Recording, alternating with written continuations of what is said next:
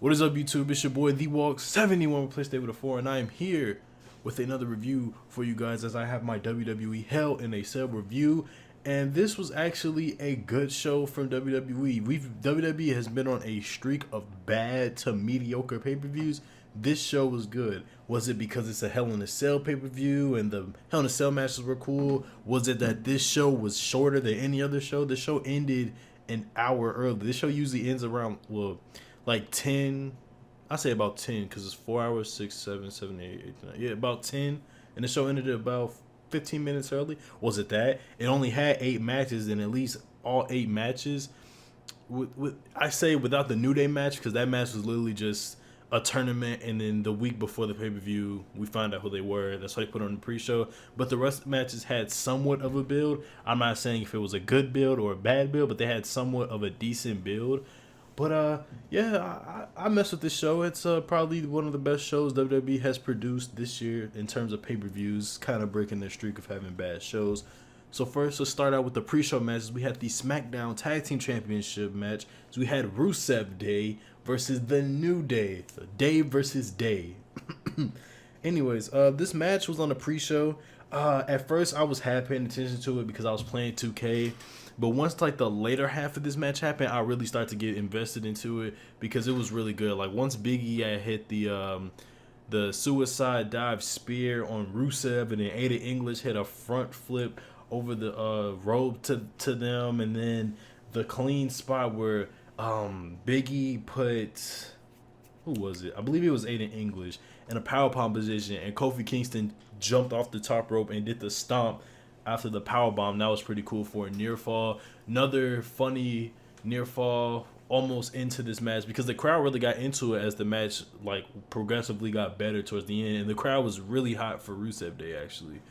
But Aiden English went for the Rusev the accolade on Kofi Kingston, and he was going to have Kofi Kingston tap out because Big E took out what's his face? I mean, not Big E. Rusev took out Big E. Kofi Kingston got out of it, and they were able to get a Trouble in Paradise on Aiden English for the 1, 2, 3. Rusev tried to get Kofi Kingston, but Big E held his leg.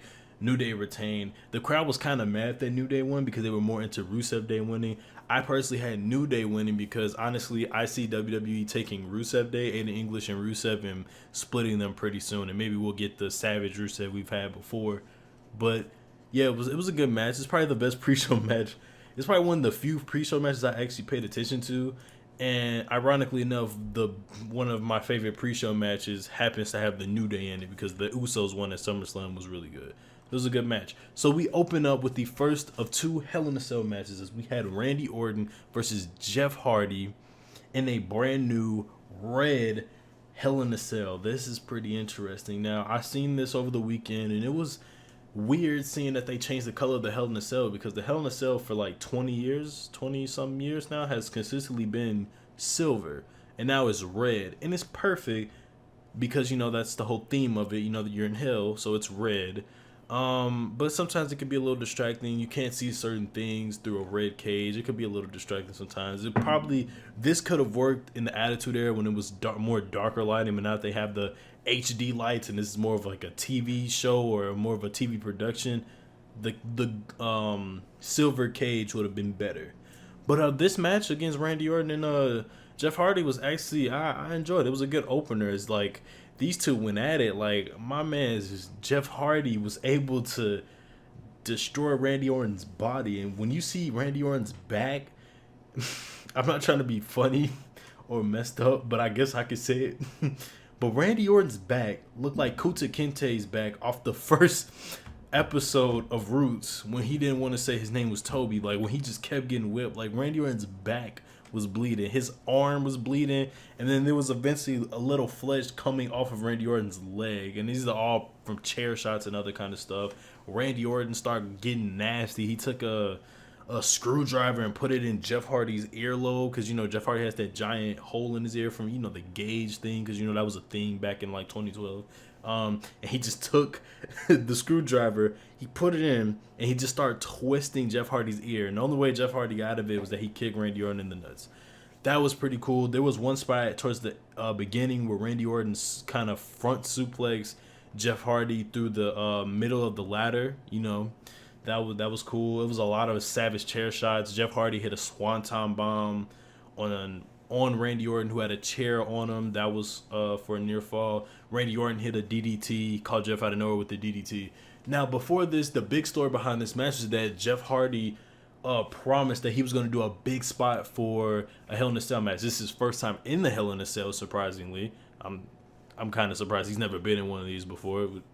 Whatever.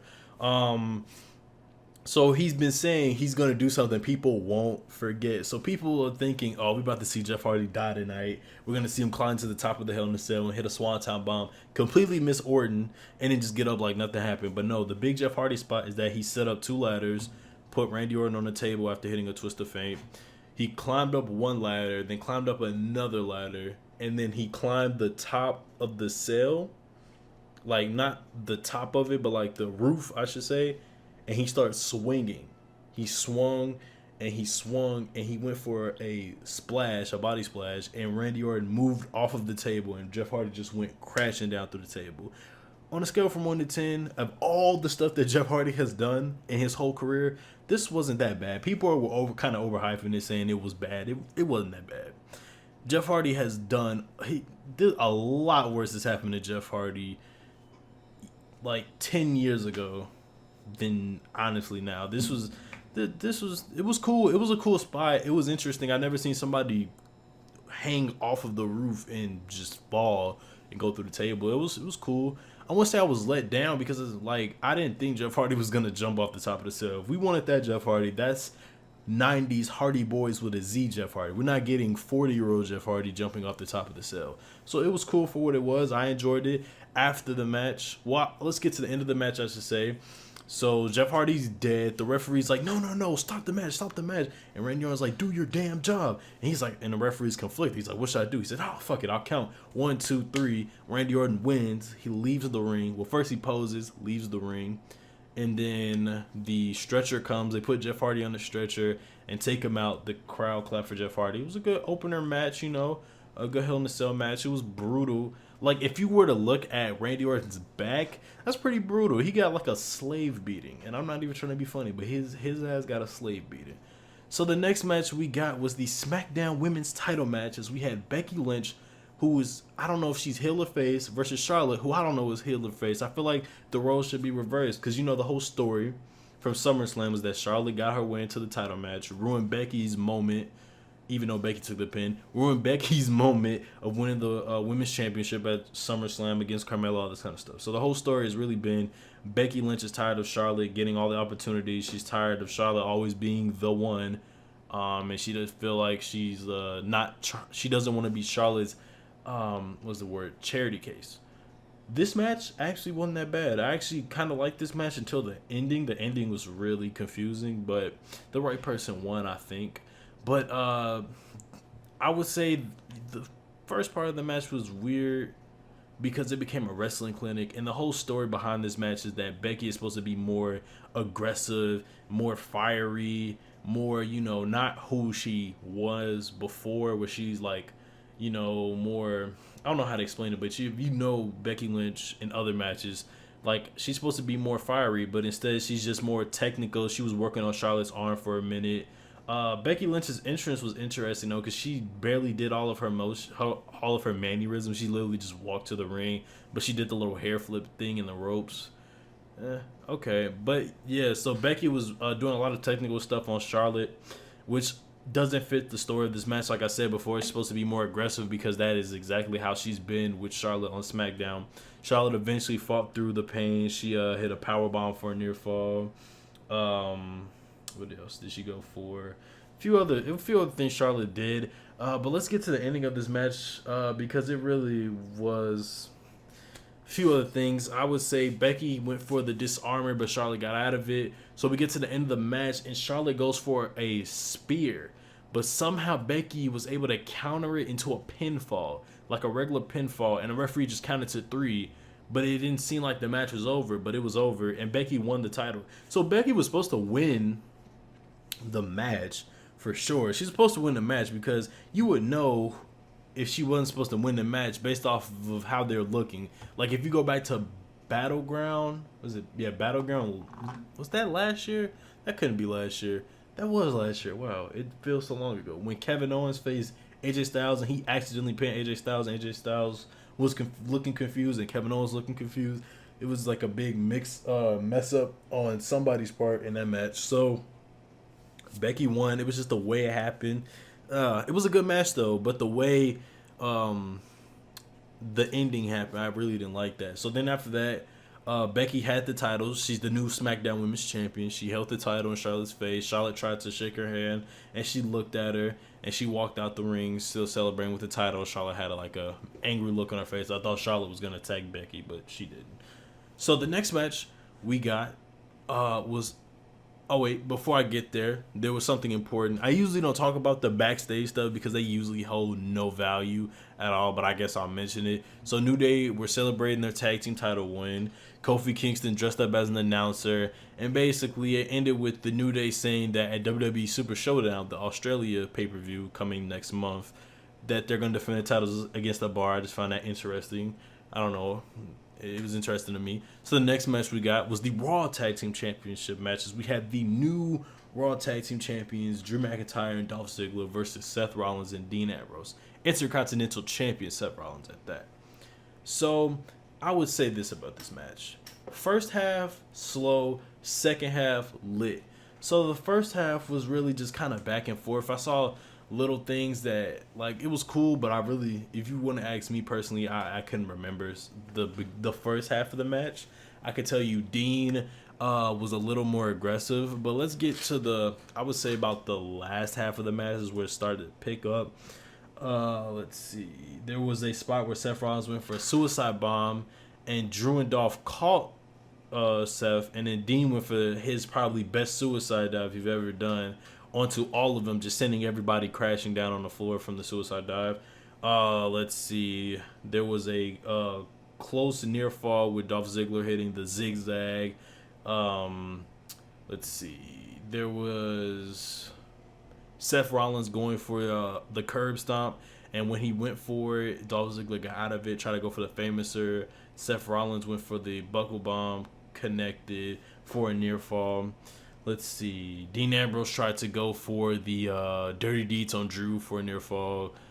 Drew actually fought Dean Ambrose out the ring. So I would say the ending of this match, right? The ending of this match, Seth Rollins went for the suplex into a Falcon Arrow, right? But Drew, this is the best part. This is the best part of the match because it literally came out of nowhere for a near fall, or not near fall, but you know. So Seth went for the Falcon Arrow, and as soon as he lifted Dolph Ziggler up, Drew came out of nowhere and hit the Claymore kick, and just Dolph Ziggler was just laying on top of him, and it was 1, 2, 3. The match was over. It was a cool match. The second half was really good because it was just action after action, near falls, getting me really hyped. It was really good. I really messed with the second half of this match. The first half was kind of it was okay. It was okay.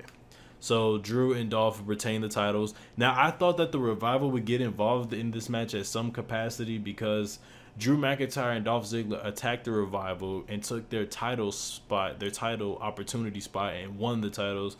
So I guess we're going to get a face Revival soon, but I thought they would have got involved in this match so we can end this in a DQ instead of a definitive victory. But okay, it's whatever. So the next match we got was the WWE Championship matches. We had Samoa Joe versus AJ Styles. Now the story behind this match is that Samoa Joe just continues to attack AJ Styles' family, saying he's going to be the father to AJ's child, the husband to AJ's wife. AJ's a failure of a father. And then the story at SummerSlam was that he was talking, to his wife, saying he's going to be their new daddy, and AJ Styles attacked him, got disqualified. So the whole thing is that AJ Styles gets upset when people talk about his family in a negative way, so he's more aggressive that way, which is why he started attacking Joe with the chair shots at SummerSlam. This match, the story is pretty much the same, but Joe, the best part was Joe had basically a nighttime story where he's saying he's going to take AJ Styles' title and become the father and husband to his family. So the match starts off with AJ being way aggressive to Joe, punching him, kneeing him in the face, all kind of crazy stuff like that. But eventually, Joe would take advantage of it. It was a few times Joe legit tried to kill AJ Styles. He clobbered AJ Styles with a clothesline to the point where AJ Styles' mouth started bleeding. That was crazy. He shrugged AJ Styles, and AJ Styles did the whole inside out sell where he just does a whole flip, like a circle flip for no reason, just for selling purposes. Samoa Joe went for a suicide dive that looked really good, and also looked very painful for AJ Styles because that's like a 280 something pound man running into you at full speed. You're gonna die. So, there was a few other points. Let's see. Samoa Joe hit the power bomb for the power bomb, and then reversed it into a Boston Crab near fall. You know that. AJ Styles hit a few things. I remember him hitting his combinations of punches. He tried to go for what's the move called? The calf killer in the corner after Joe was trying to do something. AJ Styles tried to go for a phenomenal forearm, but Joe caught him into the coquina clutch, and it looked like he was about to take AJ out. Actually, no, I'm getting all the way to the fucking finish of this match. Ooh, because it was another part of this match I like, which was basically Joe teasing the Muscle Buster. Joe has not done the Muscle Buster since he did it. It ended Tyson Kidd's career. And they teased the last match a little bit, but this was really a tease. Like, he had him in the position for it, and AJ got out of it. That was clean. So let's get to the end. The end was the same end from TakeOver Brooklyn last month between Kairi Sane and what's her face, Shayna Baszler, where Joe caught AJ in midair with the coquina clutch, and AJ got out of it by basically moving his body back in a pinfall position. But if you didn't see it off camera, AJ Styles tapped out, but he got the pinfall victory. So Samoa Joe thought he won, AJ thought he won, and AJ actually got the title. He retained the title. Samoa Joe was angry. He was yelling at the commentators, yelling at the ring, the bell people, and then he was angry. AJ Styles still retained. They showed it from different angles too. After the match, you could clearly see AJ Styles tapping out. It's like one of those things, like CM Punk and Daniel Bryan at Over the Limit, where Bryan had CM Punk in the I believe it was the Yes Lock. But somehow CM Punk got it in a pin position. But during the pin, CM Punk tapped out, which led into another match. And it did. We're going to have another match between these three at the Australia show for the WWE title, which is cool. It's probably going to be a submission match. It might be a submission match. Because I remember reading on WWE.com, and they were saying they're going to have a match under a special... Shit, what was it? Just like a special, one of those special matches. I can't remember. Special stipulation. It came back to me. So I'm pretty sure it's going to be a submission match or something like that, or no DQ, which I hope it doesn't end how Nakamura and AJ ended. Oh, Jesus. So, yeah, it was a good match, though. It was good. Like, the whole time, it was really good. I messed with it. That ending was actually interesting because it sets them up for a third and probably final match between the two. So... this was the match I was not looking forward to because the build-up was cool, but it's Brie Bella, and I don't like Brie Bella. So we had Daniel Bryan and Brie Bella versus The Miz and Maryse in a mixed tag match. I'm going to keep this match review short. The Miz and Maryse won. Maryse won with a really funny-looking pin. I'm gonna tell you this. This match was not memorable. The Miz won twice, which means, but see, this is the confusing part. I want them to carry this feud into WrestleMania, but seeing the fact that they're gonna have another match in the Australia show, and that match has a title shot implication. I don't know about that, but the match was. Brie Bella punched The Miz in the face a few times. Maryse barely did anything in this match other than pin Brie Bella and doing something else. The Brie and Daniel Bryan did the yes kicks. Daniel Bryan started going crazy on The Miz because he was saying, "Don't put your hands on my wife." It wasn't the best match. I've seen all four of those people have better matches than this. And I just don't like the Bella Twins now because WWE ignores all the rest of the women and uses the Bella Twins as whatever. and she has a pretty terrible suicide dive, if you ask me. Honestly, she has the perfect suicide dive because she matches the name of it, suicide. Because she tried to kill herself twice doing the damn suicide dive 2 weeks ago on Monday Night Raw. We're gonna keep it moving. The Miz and Maurice won. I would have thought, since this was pretty much a throwaway match, you could have had Daniel Bryan and Brie win, but you could continue the story that the Miz will be better than Daniel Bryan because he always finds a way to beat him, even though Daniel Bryan is the better wrestler. Whatever. So the next match we got was the Raw Women's Title matches. We had Ronda Rousey versus Alexa Bliss. Now, I thought this match was going to be better than the previous matches. I mean, not better. I thought this match was going to be as short as the previous match, where Ronda Rousey basically throws away Alexa Bliss and we could continue moving. But no, they said, no, we're going to have a legit match for a second. So Ronda Rousey was basically doing pretty much the same stuff. Alexa Bliss would eventually get out of an armbar when she got pulled out the ring by her entourage of Alicia Fox and Mickie James. Alexa Bliss eventually got offense on her, which she shouldn't have. But Ronda Rousey did look good in this match, though. I will give her that credit. Ronda Rousey has probably made the best transition from sports in a while. Like, the best transition into wrestling. Like, Kurt Angle was probably the best person you could think of as someone to make a transition from one sport to another, as he was, an Olympic wrestler, gold medalist, and he transitioned to WWE and became one of the greatest of all time. But Ronda Rousey is on a good track. I like this match. It was cool. I thought it was going to be shorter, but it wasn't that bad of a match. It was okay. So the ending of this match, after Ronda Rousey was done selling, she hit Alexa Bliss with a power bomb. Her swinging, I guess you would say a swinging Samoan drop. I don't know what you would call it actually. And then she hit the arm bar on Alexa Bliss, and Alexa Bliss tapped out immediately.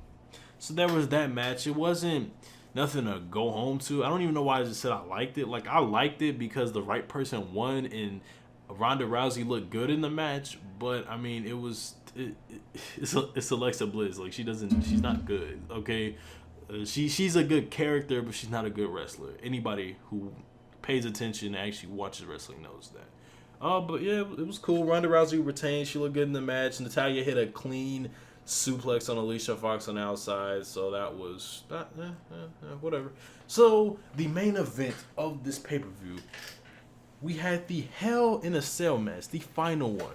Red Hell in a Cell for the WWE Universal title. That's probably the only time this cell was actually appropriate because it's for the Red Championship belt. Crazy, right? Braun Strowman versus Roman Reigns. The story behind this match was really up and down for me. They turned Braun Strowman heel when he didn't need to be heel. They brought back the Shield for a reunion, and I thought, oh, this could be clean, because what I would have done is I would have had Dean and Seth only do the Shield stuff when Roman's title is in danger. But instead, they just said, fuck it. We're going to fuck this all up. Then they put Mick Foley in because it's like his 20th anniversary since, the whole Hell in a Cell thing when he got thrown off top and pretty much died and came back to life. So they put him in the match as a special guest referee. This match, it was okay for a Hell in a Cell match. The beginning of it was Braun Strowman basically dominating Roman Reigns, throwing him around all stupid. The way he threw Roman Reigns into the cage was crazy. Then eventually Roman Reigns came back in a pop-up Superman punch. Braun Strowman sent the stairs crashing down on Roman Reigns' chest. They put up a table. Roman Reigns hit a spear through the table, and Braun and Roman was pretty much dead for the match until the end of it, the end was crazy. Honestly, this was not a good Hell in a Cell match because the whole time they used the cage like once, and it was at the beginning. It was more a no holds bar match with the cage around it. It wasn't all that. So then we get to the end of it. What's his name? Drew McIntyre and Dolph Ziggler try to open up the cage or whatever. They try to open up the cage. They try to get in. Then Dean and Seth start fighting them off. They all start fighting. Then all four of them eventually got to the top of the cage fighting each other. Dolph Ziggler and Seth Rollins start to climb down. Then they do the spot that Dean and Seth did at the Hell in a Cell match back in like 2015, where they both punch each other and they both fall off at the same time through both the announce tables. It was cool to see it happen, but since I've seen them do it like 3 years ago, I seen them do this exact thing 3 years ago with the same person, just switched Dean with with Dolph, and boom. That was cool. What was it? Drew McIntyre and Dean Ambrose took each other out at the top. They were legit at the top of the cell for a minute. Like, I didn't see them for the rest of the match. So then once the camera starts to pan more to the to Roman and Braun, you hear Brock Lesnar's music. I'm like, what the fuck? Wait, am I hearing something? Did my shit get hacked? Brock Lesnar comes out with a beard. We got Beard Brock. From like, the last time I seen Beard Brock was when he was in the UFC. My man's grew a whole beard after losing his title at SummerSlam. Paul Heyman pulled up too, right? My nigga, this shit funny. My man's Brock ain't got shit on Kane. He's kicked the cell door with his foot, and the cell door just came crashing down. Brought the cell door into the ring. Paul Heyman pepper sprayed Mick Foley, said, fuck what you talking about. Brock Lesnar took the table shreds and just started going ham on Braun Strowman and Roman Reigns with the table pieces, right? Beat the crap out of both of them. F5'd Braun Strowman, F5'd Roman Reigns, and then left. The match ended in a no contest, which that's stupid. And I'll tell you why that's stupid. Out of all the years in Hell in a Cell match, none of the matches have ended in a no contest. You can't end a Hell in a Cell in a no contest. That's one of the problems about this being a pay-per-view, is that this match didn't have to be a Hell in a Cell match for the result and the effect to still happen.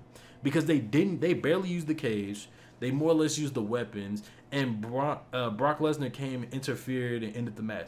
They could have had a regular match and that could have happened. You could have put Joe and AJ in the fucking cell if this is what you were going to do. Yeah, so I guess we're going to get a triple threat match at the Australia show. That's the only logical thing I can think of, but I don't know. Hell, I don't know anything. I don't write for this company. But yeah, it was a interesting and weird ending. Like, I didn't think Brock Lesnar would show up. I thought he was, like, getting ready to fight in the UFC, take the L to DC. Well, I don't know, DC kind of short. But, he does his little UFC fight, then he comes back to WWE. But he pulls up and just destroys Roman and Braun and ends the match in a no contest. But, like I was saying earlier, Hell in a Cell's been around for like 20 plus years. There's been a lot of messed up things that's happened. Mankind, or Mick Foley, has been thrown off of the top of the Hell in a Cell match and then came back and got chokeslammed through the ceiling. I don't know if my voice is great. He got chokeslammed through the ceiling and the match still ended with a 1-2-3 pinfall count. That would have ended in a no contest if that would have happened today. Whatever. I don't know. That didn't make sense. That ending was good and bad to me. But overall, I enjoyed Hell in a Cell because it wasn't bad. I've watched a lot of bad pay-per-views this year. Backlash, Extreme Rules was not all that. Money in the Bank was cool, but I bet if I watched it at home, I would not have the same feeling about it. It's because I was there. But this was a good show. Maybe it's because it had 8 matches instead of like 11. Which I still don't understand why they need to be so many fucking matches for a pay-per-view. Like, who the fuck has time for that shit?